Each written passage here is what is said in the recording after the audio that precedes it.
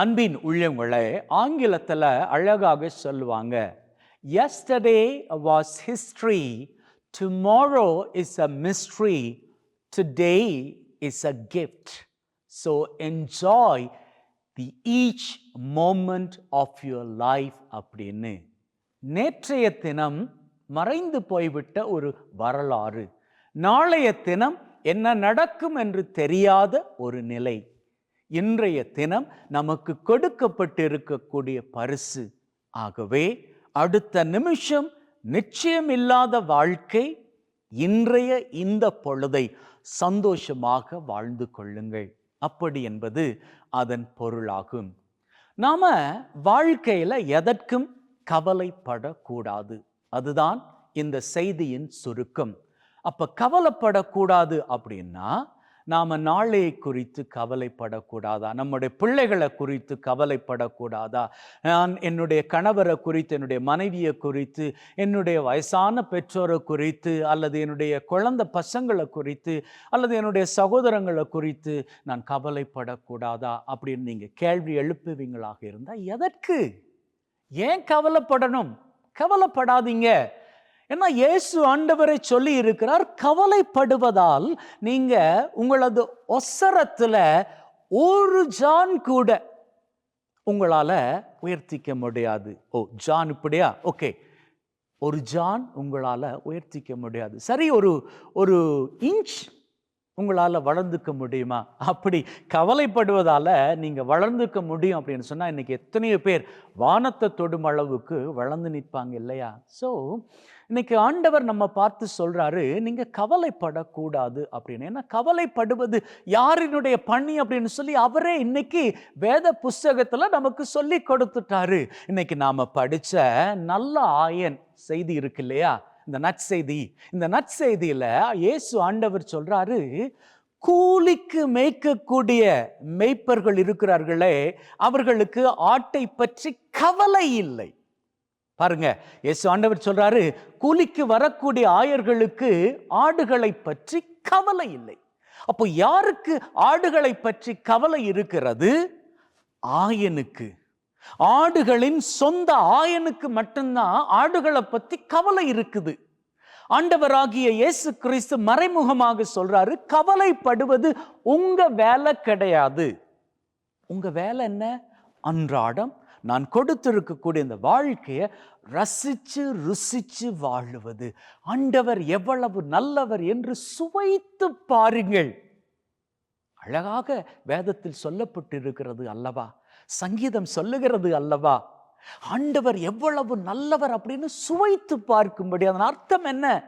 ஆண்டவரை நினைத்து நினைத்து நினைத்து, அவர் செய்திருக்கக்கூடிய நன்மையின் காரியங்களை நினைத்து நினைத்து நினைத்து, அவர் கொடுத்திருக்கக்கூடிய மூச்சு காற்றை நினைத்து, அவர் கொடுத்திருக்கக்கூடிய அழகான கண்களை நினைத்து, அவர் கொடுத்திருக்கக்கூடிய இந்த பார்வைக்கு, இந்த மூச்சுக்கு, இந்த பேச்சுக்கு, இந்த உடலுக்கு, இந்த இதயத்திற்கு, இந்த பாதங்களுக்கு, இந்த கரங்களுக்கு நன்றிகளை ஏறெடுத்து ஏறெடுத்து ஏறெடுத்து கொண்டே வாழ்க்கை அன்றாடம் சுவைத்து வாழணும். அதைத்தான் ஆண்டவர் எதிர்பார்க்கின்றார். ஏன்னா அவரே வேதத்தில் சொல்லி இருக்கிறார். இன்னைக்கு சொல்லி இருக்கிறார் பாத்தீங்களா? ஆயருடைய கவலை மந்தைகளை குறித்தது. அவர் வேதத்தில் சொல்லி இருக்கிறார், நான் உங்க மேல அதிக கவலையாக இருக்கிறேன். அவருக்கு தான் நம்ம மேல கவலையா இருக்கணும். நாம அவர் மீது நம்பிக்கை வைத்து வாழணும்.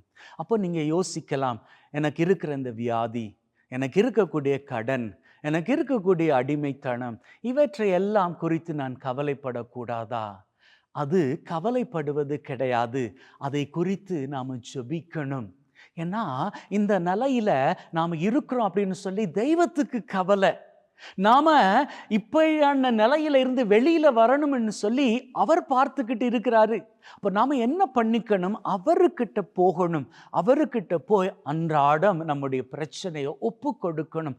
கவலையோடு அல்ல, நம்பிக்கையோடு ஒப்பு கொடுக்கணும். ஆண்டவரே, எனக்குள்ளாக இருக்கக்கூடிய இந்த பிரச்சனை, இவற்றை எடுத்துருங்களேன். எனக்கு எத்தனையோ ஆசீர்வாதங்களை கொடுத்துருக்கிறீங்க, நல்ல அப்பாவை கொடுத்துருக்கிறீங்க, நல்ல அம்மாவை கொடுத்துருக்கிறீங்க. ஆனால் நான் நல்ல பிள்ளையாக வாழுகின்ற நிலை இல்லாமல் இருக்குதே. அம்மா அப்பாவுக்கு தெரியாமல் நான் ஃபோன் யூஸ் பண்ணுறேன், அம்மா அப்பாவுக்கு தெரியாமல் நான் என்னுடைய ஃப்ரெண்ட்ஸோடு சேர்ந்து தப்பான காரியங்கள் பண்ணிக்கிட்டு இருக்கிறேன், அம்மா அப்பாவுக்கு தெரியாமல் நான் போதை பழக்கத்திற்கு அடிமையாயிட்டேன், அம்மா அப்பாவுக்கு தெரியாமல் நான் அந்த உறவில் நான் அப்படி அக்கியமாயிட்டேன். இதெல்லாம் எனக்கு வாழ்க்கையில் இருக்கக்கூடாது, என்னை விடுவிக்க எனக்கு உதவி செய்யுங்களேன், நான் உங்ககிட்ட நம்பிக்கையோடு வர்றேன் அப்படின்னு நீங்கள் கேட்டு ஜெபிக்கணும். அதே நேரத்தில் என் பசங்களுக்கு நான் நல்ல பெற்றோராக இல்லையே, அவங்க என்கிட்ட எதிர்பார்க்கிறபடி என்னால் நல்ல பெற்றோராக அவங்களுக்கு முன்னிலையில் இருக்க முடியலையே, எனக்குள்ளே இருக்கக்கூடிய இந்த போதை பழக்கம் அல்லது எனக்குள்ளே இருக்கக்கூடிய இந்த குடிப்பழக்கம், பசங்க முன்னாடி குடிச்சிட்டு வந்து நான் என்னுடைய மனைவியை அடிக்கிறேன், இந்த பழக்கத்துல எல்லாம் இருந்து நான் வெளியில் வரணும் அப்படின்னு நான் விரும்புகிறேன், இருந்தாலும் முடியலையே, ஆண்டவரே உங்ககிட்ட நம்பிக்கையோடு வர்றேன், என்னுடைய வாழ்க்கையை மாற்றி விடுங்க அப்படின்னு சொல்லி நம்பிக்கை வைத்து ஜெபிக்கணுமே ஒழிய கவலைப்படக்கூடாது. உங்களுக்கு என்ன பிரச்சனையாக இருந்தாலும் அந்த பிரச்சனைகளோடு ஆண்டவரிடம் வாங்க. குழந்தை பாக்கியம் இல்லையா, நம்பிக்கையோடு வந்து ஜெபிங்க. வெளிநாட்டு பயணம் அமையலையா, நம்பிக்கையோடு வந்து ஜெபிங்க. சிறையில் இருக்கிறவங்க விடுதலை ஆகலையா, அவங்களுக்காக வந்து ஜெபிங்க. மருத்துவமனையில் உயிருக்காக போராடிக்கிட்டு இருக்கிறாங்களா உறவினர்கள், அவர்களுக்காக நம்பிக்கையோடு ஜெபிங்க. உங்களுக்கு என்ன காரியங்கள்லாம் தேவையோ அவற்றுக்காக ஜெபிங்க. யாரெல்லாம் இப்போ வீதி விபத்தில் சிக்குண்ட உங்களது உறவுகளுக்காக ஜெபிச்சுக்கிட்டு இருக்கிறீங்க, கவலைப்படாம நம்பிக்கையோடு ஜெபிங்க. யாரெல்லாம் உங்களது பிள்ளைகளை இழந்த நிலையில், அநியாயமாக இழந்த நிலையில் கவலையோடு இருக்கிறீங்க, கவலையை விடுங்க. ஒரு வேளையில் அவங்க மரித்து போன நிலையாக இருந்தால் அவங்க ஆண்டவரோடு ஐக்கியமாயிட்டாங்க. நீங்கள் கலங்க வேண்டாம், கவலைப்பட வேண்டாம். நீங்கள் கவலைப்பட அது அவர்களுக்கு வேதனையை கொடுக்கும். கவலைப்பட வேண்டாம், நம்பிக்கையோடு அவர்களுக்காக ஜெபிங்க. உங்களது மனநிலையில் ஆண்டவர் அமைதியை கொண்டு வருவார். இப்படியாக உங்களுக்கு என்ன காரியங்கள் தேவைப்படுகிறதோ அத்தனை காரியங்களை ஒப்பு கொடுத்து ஆண்டவரோட நம்பிக்கையோடு ஜெபிங்க.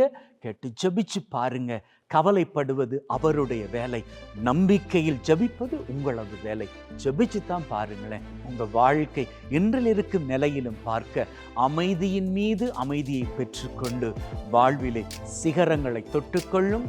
ஆமென்.